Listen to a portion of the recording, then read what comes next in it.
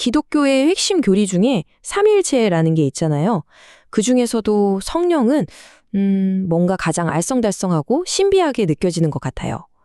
그래서 오늘은 바로 이 성령에 대해서 창조의 시작부터 바로 오늘날까지 과연 어떤 존재로 이해되어 왔는지 그 여정을 한번 쭉 따라가 보려고 합니다.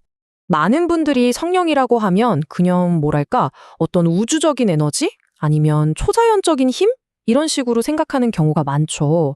그런데 정말 그럴까요?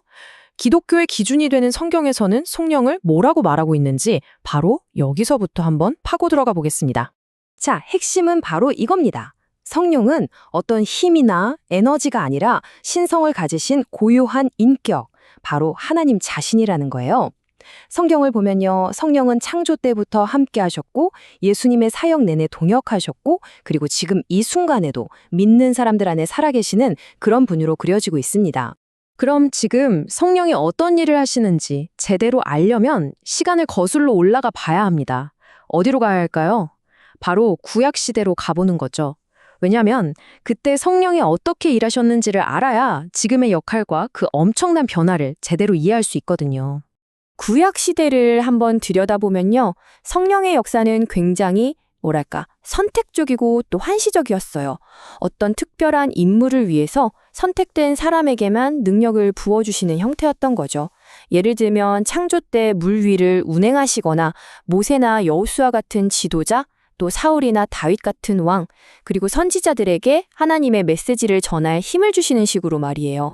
다윗 왕의 이 기도가 당시 상황을 정말 잘 보여주죠. 주의 성령을 저에게서 거두어가지 말아주세요.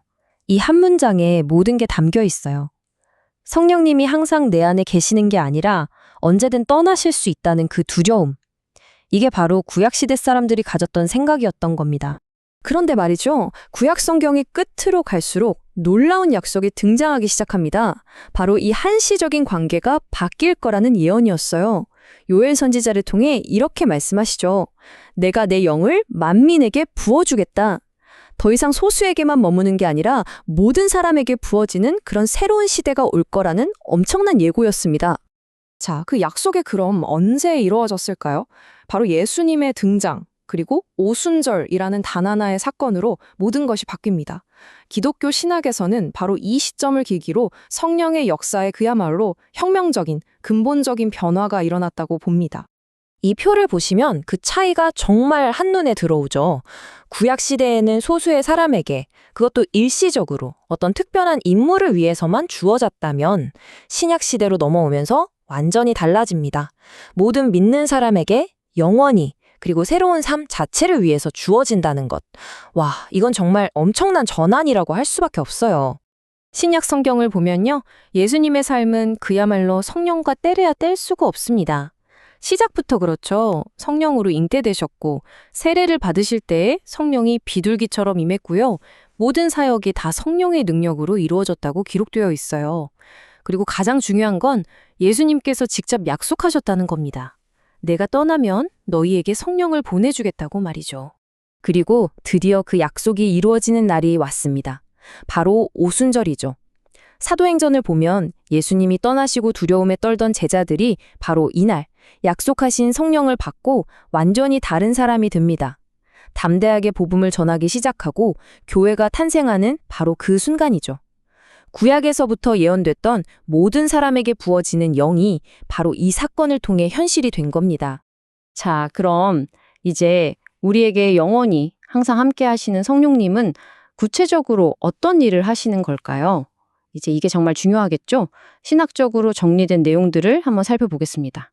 크게 5가지 핵심적인 역할로 정리해 볼 수 있어요. 첫째는 중생, 그러니까 영적으로 우리를 새롭게 태어나게 하시는 거고요. 둘째는 내주, 바로 우리 몸 안에 직접 들어와 사시는 겁니다. 우리 몸이 성령의 집이 되는 거죠. 셋째는 우리 삶을 이끌어 주시는 인도. 넷째는 시간이 지나면서 우리의 성품을 예수님처럼 바꿔가시는 변화. 그리고 마지막으로 복음을 전할 수 있는 힘을 주시는 능력 부여입니다. 특히 방금 말씀드린 4번째 역할, 변화의 결과가 정말 흥미로운데요. 이걸 성령의 열매라고 부릅니다. 중요한 건 뭐냐면 이건 우리가 착해져야지 하고 노력해서 맺는 열매가 아니라는 거예요. 성령님이 우리 안에 계시면서 자연스럽게 우리 삶을 통해 맺어지는 사랑, 기쁨, 평화 같은 9가지 아름다운 성품을 말하는 겁니다. 자, 지금까지 이야기한 것들이 그냥 오래된 교리책에만 있는 이야기가 아닙니다. 이건 바로 오늘 우리들의 신앙생활과 아주 직접적으로 연결되는 정말 중요한 이야기로 이어져요. 여기서 다시 한번 성령이 힘이 아니라 인격이라는 점이 중요해집니다. 성경은 하나님의 성령을 근심하게 하지 말라고 경고하거든요. 이게 무슨 뜻일까요? 우리가 하는 잘못된 행동들이 인격적인 존재이신 성령님의 마음을 아프게 할 수 있다는 거예요. 관계에 금이 갈 수 있다는 거죠. 비슷한 경고가 또 있습니다. 바로 성령을 소멸하지 말라는 건데요. 이건 마치 성령님께서 우리 안에서 막 불을 지피려고 하시는데 우리가 거기다 찬물을 확 끼얹는 것과 같아요. 성령님의 인도하심이나 감동을 일부러 무시하고 억누르는 행동을 말하는 거죠. 자, 이 모든 이야기들이 결국 우리 자신에게 던지는 몇 가지 질문으로 이어집니다. 첫 번째 질문은 이거예요. 나는 성령을 인격적으로 알고 있는가? 그냥 머리로만 아는 신학적인 개념이 아니라 정말 살아있는 한 인격으로 만나고 교제하고 있냐는 거죠. 그리고 두 번째 질문입니다. 나는 성령의 인도하심을 따르고 있는가? 살다 보면 마음속에서 이건 해야겠다 혹은 이건 하면 안 되겠다 하는 그런 세미한 음성이 느껴질 때가 있잖아요. 그럴 때 우리는 그 인도를 따르나요? 아니면 그냥 무시하고 내 갈 길을 가나요? 바로 그 질문입니다. 그리고 이제 가장 중요하고 핵심적인 마지막 질문에 다다릅니다. 나는 성령으로 충만한 삶을 살고 있는가? 지금까지 우리가 살펴본 모든 이야기가 결국 이 하나의 질문으로 모이는 거죠. 단순히 성령에 대해 아는 것에서 그치는 게 아니라 매일의 삶 속에서 성령님과 함께 걸어가고 그 능력으로 살아가는 것, 과연 그 삶은 어떤 모습일지, 어떻게 살아낼 수 있을지 고민해보는 것. 이것이 바로 오늘 이 이야기가 우리에게 남기는 가장 중요한 도전이 아닐까 싶습니다.